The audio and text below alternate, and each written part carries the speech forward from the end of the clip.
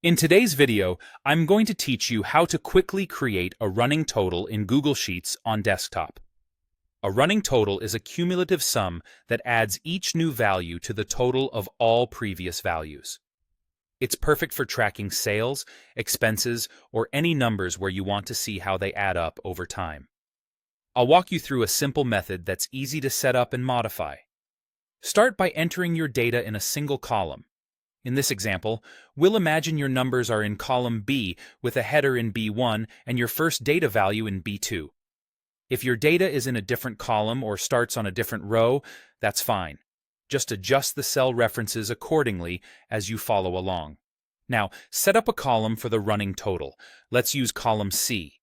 Click into the first cell where you want the running total to appear, which would be C2 if your first number is in B2. Type the formula equals B2, then press Enter. This simply copies the first value over as the starting point for your running total. It ensures the first row of totals matches your first data entry without any addition yet. Next, move down one row to C3. Here's where the cumulative magic happens. Type equals C2 plus B3, then press Enter. In this formula, C2 refers to the running total from the row above, and B3 is the next value you want to add. When you confirm it, C3 will show the sum of the first two entries. To apply this to the rest of your data, use the fill handle. Click the cell with your formula, look for the small square in the bottom right corner of the selection, and drag it down through the rows where you want the running total to appear.